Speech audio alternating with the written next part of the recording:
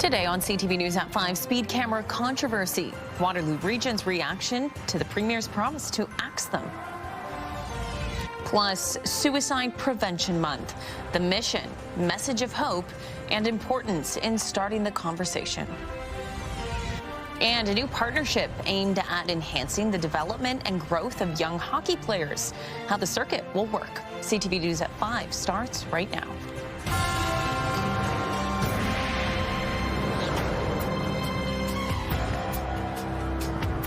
Good afternoon, everyone. Thanks for being here with us. 5 new speed cameras have popped up around Waterloo Region, and 6 more will be coming in the next few weeks. But at the same time, Premier Doug Ford is calling on municipalities across the province to scrap the traffic calming measure, calling speed cameras a tax grab. CTV's Heather Centerin joins us live with more on this. Heather, you checked out some of the new speed camera locations today. There is 5 in total, Leanne, 2 in Kitchener and 3 in Cambridge. And then in about 2 weeks, there will be more than a handful more being installed in other areas. According to the region of Waterloo, the municipal speed camera program is focused on improving road safety, especially in school zones. Between February 3rd and the end of July this year, more than 2 million speeding incidents were caught on speed cameras, leading to nearly 56,000 tickets issued. Meantime, the Premier says there are better ways to slow down drivers. The provincial transportation minister previously indicated that legislation could be tabled this fall to stop speed camera programs across Ontario, but not all residents agree it's the right move. I don't think it's a tax grab if it goes to the right area, but people need to be aware that they're speeding excessively, you know, and maybe 40 is tough, you know, 30 is even tougher in school zones. But this road particularly that I'm very familiar with, they're flying down here. In a statement, the region of Waterloo said there's been no formal legislative change, so speed cameras will continue to operate, calling it one of the tools in their toolbox to protect children in school zones. Leanne. Okay, Heather, thanks for that. CTV's Heather Centerin. Next to the Kitchener courthouse, where a child testified today at the murder trial that's connected to the death of her mother. Let's go to CTV's Tony Grace live in studio for a closer look at this and some other top stories today. Hi, Tony. Leanne, good afternoon. The 10-year-old girl joined the proceedings remotely from the Child Witness Center, recounting the night when she, her mother, and the accused's mother were stabbed. Dylan Morera is on trial for second-degree murder, 2 counts of attempted murder, and 2 counts of aggravated assault, accused of killing his girlfriend, who was the child's mother, and stabbing the child and his own mother back in November 2022. The girl told court today, quote, "Mom said something and Dylan just snapped," end quote. And also telling court her brother had hacked Morera's computer, and that's what she believes sparked the anger. CTV's Spencer Turcott will have more of her testimony and what else happened in the case today, coming up at 6. Also coming up, Wilmot Township makes a shift as it continues trying to get its financial house in order. Starting next week, taxpayers will have to pay a $2.50 fee for paper billing. The township says it costs around $50,000 a year to produce paper bills, which are mailed out to about half the population. The other half have already switched over to e-billing, though some people say they have reservations about the online process. If that would be an electronic bill and the township gets hacked for some reason, which townships are hacked and companies are hacked, then the problem comes into Jimmy's court. Then I have the problem. I don't need that in my life. At 6, CTV's Alexandra Hollick hears what the township has to say about those concerns. We'll see you at 6 o'clock. For now, Leanne, I'll send it back over to you. Okay, Tony, thanks very much. Ashley Bacon in the house with us tonight Hello. for the full weather forecast. Yes. It's rinse and repeat out there. It is a little, I feel like a broken record this week a little bit, Leanne. I mean, it is wet, as we know, and it will continue to be so for the next couple of days or so. But the good news is, sun is on the way if you're someone who enjoys the sun over the rain. Enjoy the sun, so I'm happy about it. Absolutely. If we take a look at our radar right now, you can see rain has actually just started outside of our studio. I just had a peek out of our window, and it is indeed raining here in Kitchener and will likely continue to be on and off for the next couple of hours and into tomorrow. But Leanne, the good news is it's still very comfortable, 20 degrees out there above seasonal, which is around 18 this time of year. I'll get into those details a little later. But as we look for the next 24 hours or so, only about another 4 millimeters of rain expected. Now, again, that is going to kind of come and go here and there, but make sure you have those umbrellas handy, even if it looks like it's stopped for the moment. Let's take a look outside at Sports World Arena area in Kitchener, and as you can see, that rain is certainly falling now. It is going to continue to do so. Make sure you have those rubber boots and umbrellas handy. You're going to need them tonight. Yeah, you can see people walking by there have their hoods up. Oh yeah, got to be prepared as you make your way outside. Certainly a dreary night out indeed there.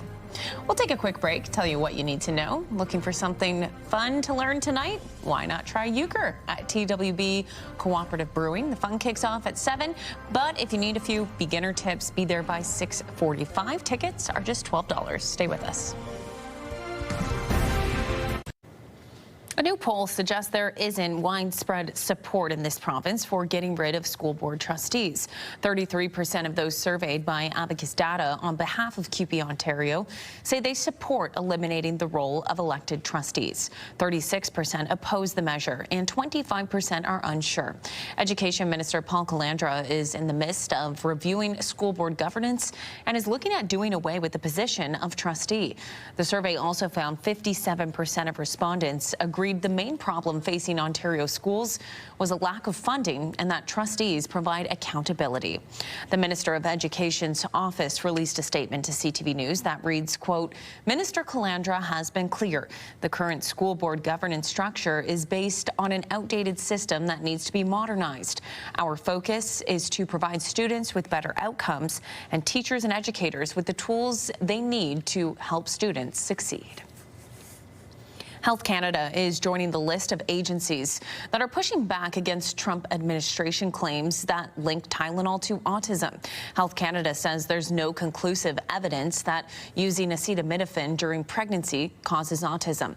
Acetaminophen is the active ingredient in Tylenol. It's recommended to treat pain or fever in pregnant women. Health Canada says it has been safely used by millions for decades, including during pregnancy. The European Medicines Agency and World Health Organization have also disputed Trump's claims. September is World Suicide Prevention Awareness Month, and here to start the conversation about what we can do to help ourselves and our loved ones is CEO of the Canadian Mental Health Association, Waterloo Wellington, Helen Fishburn. Thank you for being here today, Helen. Great to be with you, Ashley. Now, let's start. Why is it so important to change the narrative about suicide? Yeah, honestly, it's a hard topic and issue to wade into. It's very difficult to see the people we love in pain and struggling, honestly, and to know really how to wade into that in ways that are helpful. Ultimately, that's what thoughts and feelings about suicide are all about, people feeling overwhelmed with the pain in their lives. And we know for these folks that they don't want to die, but they're honestly struggling to live. So it's dark and unsettling out there in our world right now. And you turn the radio on and the news, you see that, there's no doubt. And that's being felt right here at home, Ashley, across our community. We see that across our services and in our offices. And it's just something we really need to pay attention to. Now, speaking of paying attention to, what are some of the signs or behavioral changes in people to look out for? Well, honestly, language matters here. What words people are using to describe their life or how they feel about it. They could be joking or talking about suicide like in a very lighthearted way, but those are often, connected to much darker thoughts and feelings. They could be hinting that they won't be around, or they could be silent or withdrawn, sleeping a lot, not sleeping at all. Drinking more. I always suggest to people, just pay attention to your gut feeling. You know this person, you love this person in many cases, and you know how they normally behave. You also then know something is off. And I think it's such an individual response, and we want to pay attention in our gut when we know something is off. Very good point indeed. And I want to talk to you about having this conversation with children or youth in your life who might be experiencing overwhelming emotional pain. How do you tailor that conversation to someone who's a bit younger? Honestly, it's the principles are often the same regardless of age. You always, of course, want to tailor your language and tailor your approach to someone who is younger. But it really is just about, first of all, opening up the conversation so there's an opportunity to talk about it. And honestly, no matter how old a person is, it makes room for light, for hope. When you're in a dark place and you're struggling, sometimes you just can't find your way out of the darkness. So sometimes people just need that to be named. And again, you can do that in an age-appropriate way. So with child and youth, you can just talk about, they don't see themselves. They seem like they're struggling with something. Sometimes you can draw something. You can go for a walk. When you have child or youth in a car, sometimes that's a great opportunity as well, because you're there and you have that opportunity without any kind of social media or TV or anyone else around. But really what you're wanting to do, again, no matter what the age, is just be there to listen, to be present, to hold that space with that person without judgment, and showing that you care and support them. Honestly, you can't underestimate the value of that. And just, tailor that based on the age of the person that you're talking to, but it can literally be a lifeline. Very important indeed. Now, I want to talk to you about some resources and what is available to either yourself, if you yourself need assistance, or someone you love. So we have some really amazing courses here at CMHA that we offer. They teach you about warning signs, ways to support people. Again, whether it's your family member, a hockey team member, or somebody in the cubicle next to you at work, programs like Assist and Safe Talk are always available. We, of course, have our Here 24/7 and 988 crisis services, and we have resources on our website that you can access as well. But if you're worried about someone and you're not quite sure what to do, you can just call us at Here 24/7. We can help you prepare for this conversation and just, make you feel a little bit more comfortable in knowing the best way to approach. And there are times, honestly, that we also can approach that person on your behalf if there are some really, really important risk issues there as well.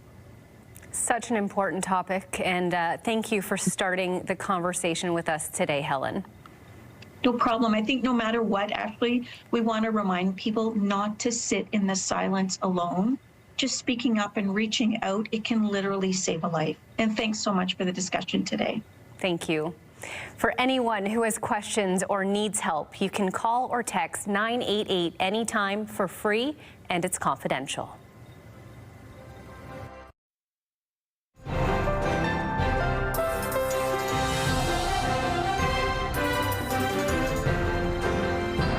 It seems like the rain held off most of the day out there in Waterloo Region, but Ash, we are entering a little bit of a rainy, dreary evening. Kind of gives me a grilled cheese and soup kind of night. Perfect vibes for grilled cheese and soup. Right? Throw on a little blanket, maybe watch the news, and then your favorite movie afterwards. What's that? Perfect. Sounds great. Yes. But it is, going to stick around, as you said, for the next few hours. The drive home might be a little slower for you guys, so make sure that you have your headlights on just in case. Let's take a look outside again down at Kitchener. This is at Sports World Drive. Dave, our cameraman, sending us this picture. You can see that sky there is gray indeed.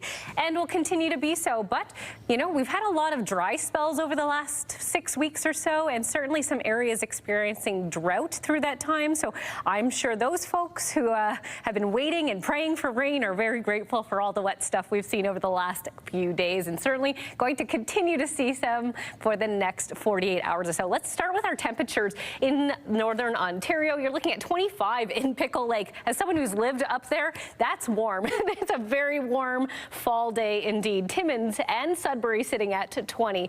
A little closer to home, you are going to see Ottawa at 23, and down here 20 in London, 18 in Hamilton and Mount Forest, 21 in Toronto. But in Kitchener-Waterloo, we're sitting at 20 degrees. So very comfortable conditions indeed, just above our seasonal temperature of 18. Overnight low, 15 degrees with 16% 60% chance of showers, rather. So it's going to be a warm one out there. You might want to even crack a window open. It might even feel a little bit humid because of that heat.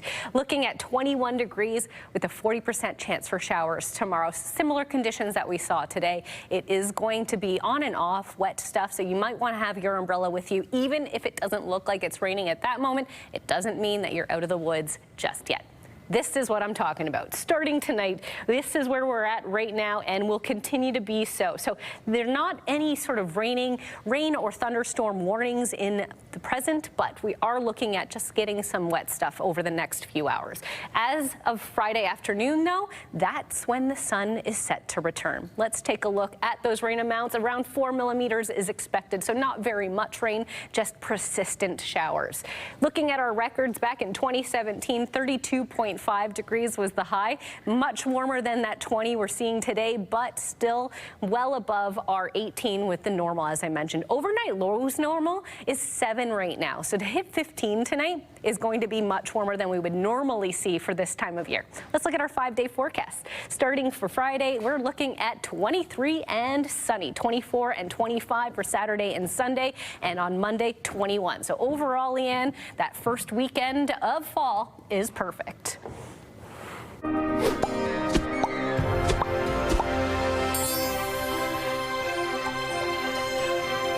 And we'll take a look at what's trending next. Jimmy Kimmel made an emotional return on ABC last night after a week-long suspension over his comments on the Charlie Kirk shooting. The comedian was somber yet defiant in his opening monologue, clarifying his controversial comments while standing up to the dangers comedians now face. Our freedom to speak is what they admire most about this country. And that's something I'm embarrassed to say I took for granted until they pulled my friend Stephen off the air and tried to coerce the affiliates who run our show in the cities that you live in to take my show off the air. That's not legal. That's not American. That is un-American, and it is so dangerous. Kimmel was emotional at times, saying it was never his intention to make light of the murder of Charlie Kirk, and praised Kirk's widow for forgiving the man who allegedly killed her husband. While ABC did bring Kimmel's show back, the two biggest owners of ABC affiliates kept up their boycott of the show. Okay, still ahead on CTV News at 5, a bump in the road in the battle for top spot. More on the Toronto Blue Jays and their fight to hang on to their division lead. Details coming up. And as we head into our next break, here's what you need to know. Looking for love? Well, why not try speed dating and a comedy show at Chicago Pub and Billiards, happening tomorrow night from 7 to 9 p.m. This event is specifically for people between the ages of 28 and 43. Get your tickets online.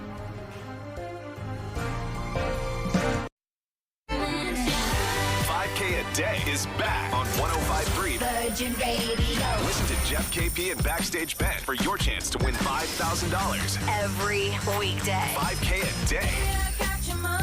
Virgin Radio.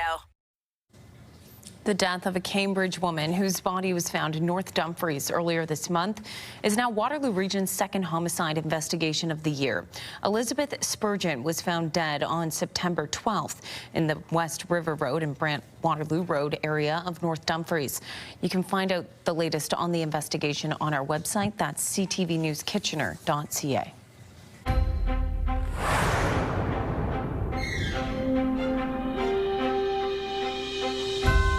Final 5 stories we're following. New research shows that Ontario has seen a 10% drop in sports-related brain injuries following the introduction of a law named in honor of an Ottawa teen who died from second impact syndrome in 2013. The study found that Ontario saw a 9% drop in sports-related traumatic brain injuries between 2018 and 2019. The study also found that sports and recreation-related brain injuries are significantly more prevalent than previously thought. Rowan's Law, which was introduced in 2018 in honor of 17-year-old Rowan Stringer, sets out a framework for how coaches, trainers, and athletes should respond when a brain injury is suspected. To right center field, a long run for Lucas, and it's by him and off the wall.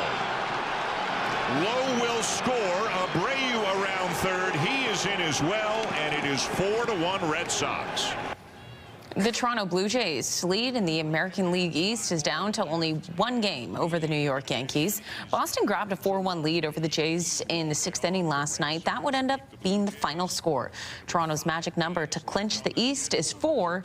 Any combination of Toronto wins and Yankee losses totaling 4 would mean a division title. The Jays and Sox play again tonight. Meantime, the MLB is announcing that robot umpires are getting called up for next season after approving the automated ball strike system. Human umpires will still call balls and strikes, but teams can challenge 2 calls per game and get additional challenges in extra innings. These challenges can be made by pitchers, catchers, or batters, signaled by tapping the helmet or cap. The regular season for junior hockey leagues are officially underway, and there's a new agreement that's allowing players to move more freely between levels. The Greater Ontario Junior Hockey League and the Ontario Hockey League now have a formal agreement giving OHL teams more freedom for calling up players from the junior ranks. The agreement also allows athletes that are not ready for Major Junior A more time to develop. We're right in the heart of GOJHL country with all the teams kind of, pretty close to us. So selfishly, it's great for us to have that partnership. And we had placed guys in the past there, and we've placed guys already this year, and we'll continue to do in the future. But now that there's actually some more guidelines and rules on it, it makes it nice and easy. Colton Weens will have more on the agreement at 6. We've done a lot of work to make sure that we're planning for the right species in the right place and a long maintenance plan, because the city, our partner here, was just fantastic. Is going to be fencing it to keep deer out, watering it to make sure they survive through the drought, and really keeping these trees in a way that are going to survive for the long term. And finally for us, events were held right across the country today to mark National Tree Day. This here was in Markham, where more than 1,400 trees were planted as part of the event and initiative. Here in Kitchener, a citywide project is underway, which will see around 19,000 new trees planted in neighborhoods, parks, and natural spaces over the next couple of years. I believe the goal for this fall is about 10,000 trees here in Kitchener, and people are allowed to go out and help with those planting experiences too. All right, that's it for us. We're back at the top of the hour. Tony Grace will have your next local news then. Good night.